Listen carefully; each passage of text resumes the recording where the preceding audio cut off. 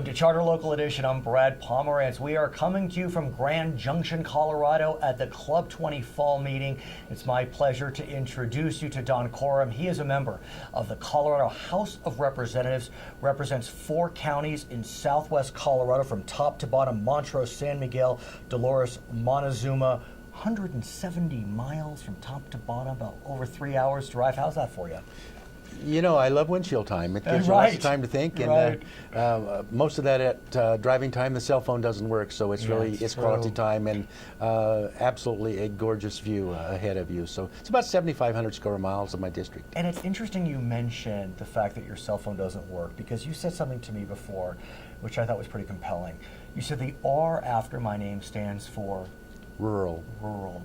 You may be affiliated with the Republican Party, but really your heart and soul is with rural Colorado. It's rural Colorado, whether it be my district or the Eastern Plains. Sure. But I think that's probably the main reason that I'm running unopposed is I'm available to all and listen to all, and I think that disagreement is good, but being disagreeable is not. So we try to stay very positive, and we'll have a discussion, but we may not leave in agreement. Right. But we will leave as friends. And I asked you, of what are you most proud of the 40 bills that you have had pass?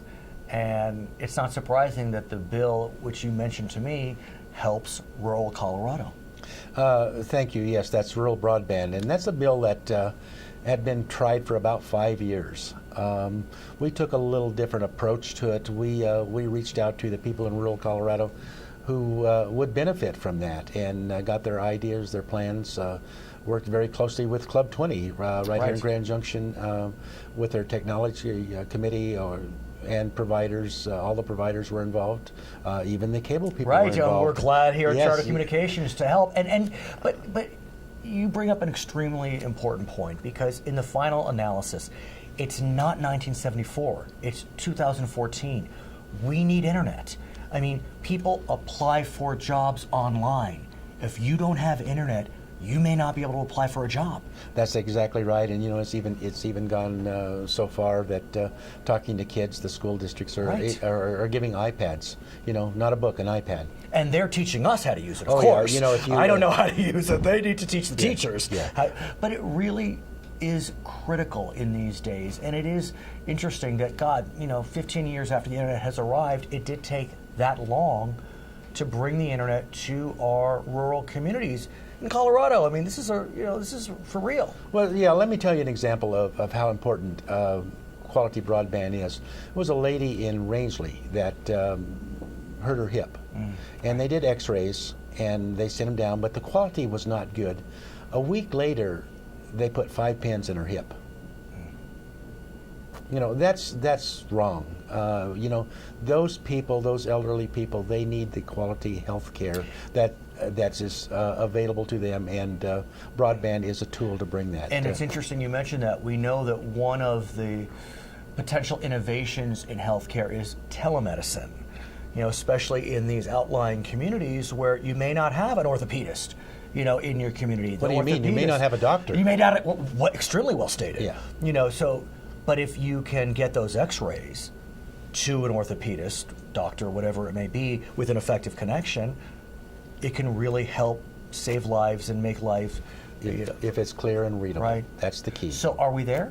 We're working on it. What this fund will do is we all, on our cell phone or our domestic line, we pay a high-cost fund. Right. I think it's 2.6%.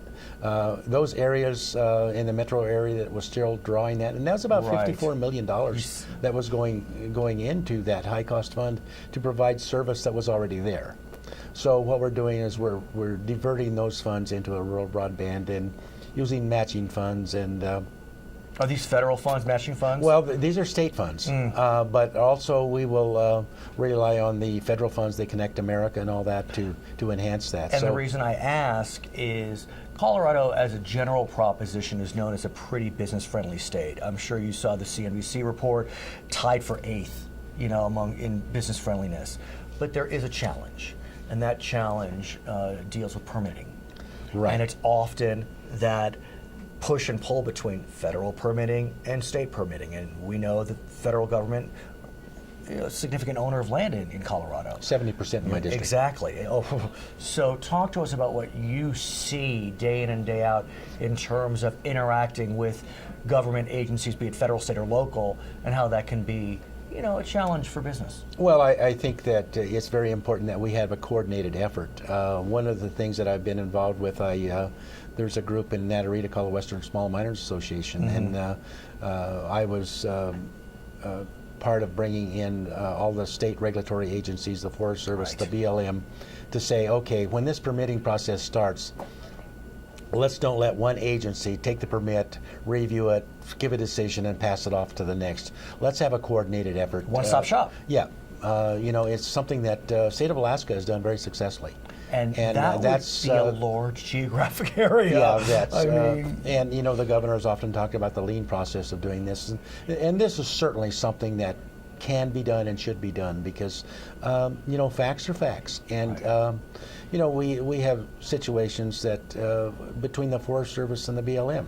Right. There's chemicals that can be used on the Forest Service or can't be used on the BLM. This is ridiculous that we're not coordinating, and maybe we should use the broadband technology to all get on the same page. Maybe we should. Are we getting a sense that there's bipartisan agreement that we need to streamline the regulatory environment? Is that something that's moving forward, or is it still a challenge? Well, I think that it's a challenge, but it's something that we can certainly overcome, and I think you do that through communications. Right. And first of all, if I had walked in here and poked you in the eye, we probably wouldn't be having a friendly conversation. Right. So if you can have discussions in a civil manner, you can come up with solutions. You mentioned the Forest Service, and it begs the question about the scourge of wildfires that Colorado's been facing. And I know in your area as well, it's a challenge. What can you tell us about legislative developments on that front? Well, we've certainly done some things legislatively to mitigate the problem. Unfortunately, I was talking to the state or the U.S. director last year, and they said what we're doing in stewardship to do this. Right. And I said, that's amazing. In 350 years, if it doesn't get any worse, we'll be even. So, no, we've got to do a better job of managing that forest. To me, the forest is our largest reservoir. Right. We get the snow that comes in, but if it doesn't make it to the ground, it doesn't freeze in, it doesn't stay. It melts, evaporates very early in the stage. So our forests are in dire need. A healthy forest is... so where do we go from here? Once again, I think we have to have that dialogue with the federal agencies, and hopefully the federal government will put more faith in the local people that are the boots on the ground people right. that understand, rather than Pennsylvania Avenue figuring out what's best for Western United States. So you're my idol for a whole host of reasons, but the main reason is that you represent the Four Corners. Come on. Yeah. Who gets to represent the Four Corners? How does that work? Well, I think I'm probably the only representative in the United States that does that, if you want to know the truth. I'm trying to think, would there be another?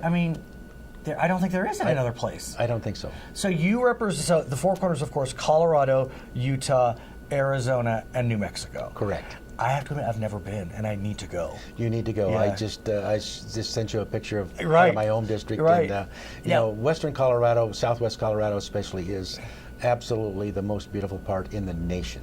But does it present challenges that you have so many states right there? People can, different state laws and regulations, and everyone's right there on top of each other? Well, you certainly need to be aware. We have air quality issues coming out of New Mexico that we often talk about. Of course, water with all of our compact agreements. That's something that we certainly need to be vigilant of. Making the best use of that water, and staying in compliance so there's not a call on the water. So his name is Don Coram. He is a member of the Colorado House of Representatives. I'm Brad Pomerance. It's Charter Local Edition.